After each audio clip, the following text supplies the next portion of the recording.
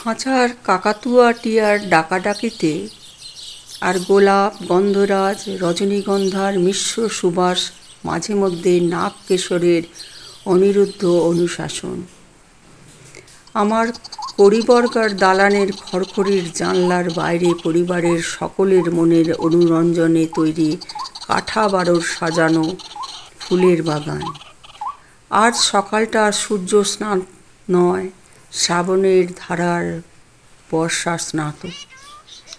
সবুজের সমারোহে মিলেমিশে ফিঙে, দোয়েল, বুলবুলির অনিয়মিত কলকালন রজনী নিঃসুপ্তির শেষে এক নির্ব্যাজ নির্বস্তুক সকালে কাটা পাঁচেকের ওপর আমার 5 পুরুষের দালান কোঠা।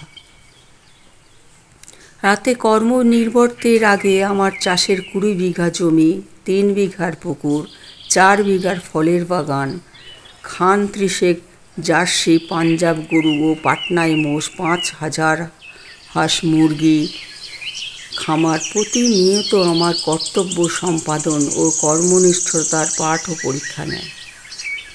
আমার বৃক্ষ ছায়ায় বসে নির্ধার্য বিষয়ে গোটা 4 ডাব ও গোটা 6 ক্ষীরের সন্দেশ ও গোটা 4 কাঁচা গোল্লা সহযোগে মনোনিবেশ করতে হয়। আমার মুখ নিঃসৃত করাই আমার সহকারী কর্মচারীবৃন্দের কারে নির্বচন। আমার 3 পুত্র ও 2 কন্যার সংসারে খান 17 পত্র পত্রাদি সহ আমার বিষয় রক্ষণাবেক্ষণে খানিক নির্মিলনের জন্যে। আমার গোটা ভূ সম্পত্তির স্বামিত্ব করতে আমার পদচারণায় আমার নিদলি। তাই বলে নিগ্রহ ও বিকল্প সমাধিতে না গেলেও প্রত্যেক তিথি নক্ষত্রে ভক্ত সমাগমে আমার মন্দিরে শিব পূজা, গোলাপের আচার মেনে নিয়ম সেবা, অমাবস্যা তিথিতে নিমুণ্ডমালিনীর সামনে পাঠা বলি, আমার গাঁ তো বটেই, আশপাশের গায়ের কিংবদন্তি। কোনো দিন আমার কনিষ্ঠ পুত্রবধূর নিম্ন যন্তরকে ও সেই হয় আহির ভৈরবের সঙ্গীত চর্চার আমার ঘুম ভাঙে। সেই সঙ্গে আমার জ্যৈষ্ঠ পুত্রের নিখাদে স্বরগ্রামের 7ম সুর মাঠ, পুকুর বাগান, গোয়াল তত্ত্বাবধায়কদের সাথে দেখভাল হিসেবে নিয়ে কড়ায় গণ্ডায় আলোচনা। নব জলধর শ্যামের মতকথা 2 পৌত্রদের নিয়ে আমি নিদাঘ প্রভাতে মাঝে মাঝেই বার হই প্রভাত ভ্রমণে। নবরস, নবলক্ষণ, নবশাক, নবজ্ঞান বিষয়ে অজস্র আলাচারিতা চলে। পূর্বাকাশে ধীরে ধীরে নবচক্ষু উদিত হন। আমার ভবিষ্যৎ প্রজন্মের কাছে দেখে শেখার পাঠ চলে নীরবে। আমি অল্প স্বল্প ধর্মলক্ষণ সংক্রান্ত আমার অর্জিত জ্ঞান ঝাঁপি থেকে ওদেরকে ঋদ্ধ করার চেষ্টা করি। দরদালানে ফিরে আসার সময় 16টি হাত পূর্ণ থাকে আম, জামরুল, সবেদা, তাল, বেল, কলারকাঁদি, মোচা, পেয়ারা, ঝুনো নারকেল, এমনকি ঝোপে ঝাড়ে পাকা গুটি কয় অনাদরে হৃষ্টপুষ্ট হাঁসের কয়েক গণ্ডা ডিম। ততক্ষণে আমার 5টি মন্দিরে পুরোহিতদের প্রভাতকালীন ধর্মাচরণ শুরু হয়ে যায়। বিশেষ তিথিতে নিয়মিত কাঁসর ঘণ্টার সাথে বাজে ধুম্বল।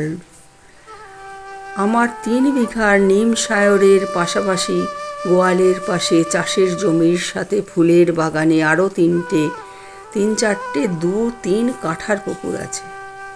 মুসলিম, খ্রিস্টান, আদিবাসী চাষবাস, গোয়াল তদারকি, ফুল ও ফল বাগানে রক্ষণাবেক্ষণের বিভিন্ন দায়িত্বের মানুষগুলি যখন ওই পুকুরগুলিতে জলকেলি করে বা বিভিন্ন পরবে একসাথে বসে পরম তৃপ্তিতে দেবতার প্রসাদ খায়, বোধহয় আল্লাহ, যিশু ও আদিবাসীদের অধিদেবতা মিলে মিশে মুচকি হাসে। সন্ধ্যায় যখন নানান পরিচিত অপরিচিত পাক পাখালির মিশ্র কলতান ক্রমে ধীরে মিলিয়ে যায়, সেই প্রায়ন্ধকাল আমার প্রেরণাশ্রীর সাথে আমার 3 পুত্রবধূ গলায় 7 নড়ির হার ও অন্যান্য স্বর্ণালঙ্কারে ভূষিত হয়ে একে একে বিশাল শ্বেত মর্মর তুলসী মঞ্চে এসে দেদীপ্যমান দেউটিগুলির আলোয় উদ্ভাসিত হয় আমার অন্তরাত্মা থেকে শতেক দৌমনস্য দূরীভূত হয়ে এক অপার্থিব ধর্মভাবের সৃষ্টি হয়। পুরাকালের দেয়াসিনীরা বোধ হয় এভাবেই দেবতার বিগ্রহের সামনে সন্ধ্যারতির সময় উপস্থিত হন। সুগন্ধি ধূপ ধুনো ও হাসনুহানার গন্ধে মনে ভক্তিভাব শুকনো কাপড়ে জল শোষণের মতো এমনিতেই সিক্ত হয়। সন্ধ্যার চা পর্বে উপস্থিত থাকে কমসে কম ৫-৬ বেতনভোগী কর্মচারী। ওনাদের দাওয়াত দেওয়ার প্রয়োজন হয় না। বর্তমান ভূত ভবিষ্যৎ নানা বিষয়ে চলে বৈষয়িক আলোচনা। আমার দলুজের তখন বেলজিয়াম গ্রাসের ঝাড় লণ্ঠনগুলো অনায়াস অধ্যতে আমার বৃত্তে রোশনায় দৃপ্ত করে। ৪ চাকার বেশ চাকচিক্যময় ঘোড়ার গাড়ির ঘোড়াগুলোকে বোধ হয় তখন সহিস দলাই মালাই করে। আমার জার্মান শেপার্ড ও অ্যালসেসিয়ান ডাকের সঙ্গে মাঝে মধ্যেই চলে ওদের দেশওয়ার কনসার্ট।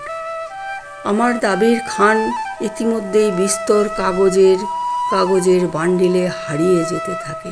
সদর দরজার ফাঁক দিয়ে দূরে নানা দৃষ্টাদৃষ্ট নক্ষত্রের দিকে তাকিয়ে আমি আয়েশ করে গড়গড়ার নল টানি। শুনতে পাই আমি নাকি বদারদের বল্লভ মার্জিত ঠেকার আওয়াজ, মন্দিরে ঘণ্টাধ্বনির সাথে আমার 2 পৈত্রীর নটনারায়ণ ও নটবেহাগ রাগ শুনতে পাই।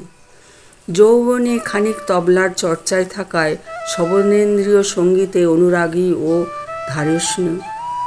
অনেক দুর্ভর বিষয়ের ভাবনা গোপভোগীতে ভাজা লুচি আলুর দম, ছানার পায়েস, কাজু বরফি ও মিষ্টি মশলাদার গানের গন্ধে আপনি উবে যায়। যথেষ্ট চব্যচষ্ট সহযোগে দাঁতখালি চালের ভাতের দ্বিপরৈক ভোজনের পর জানি না এ আমার দুষ্ট ক্ষুধা কিনা। তবে আমি কম, অন্যান্যরা বেশি, আমার দেখেই তৃপ্তি।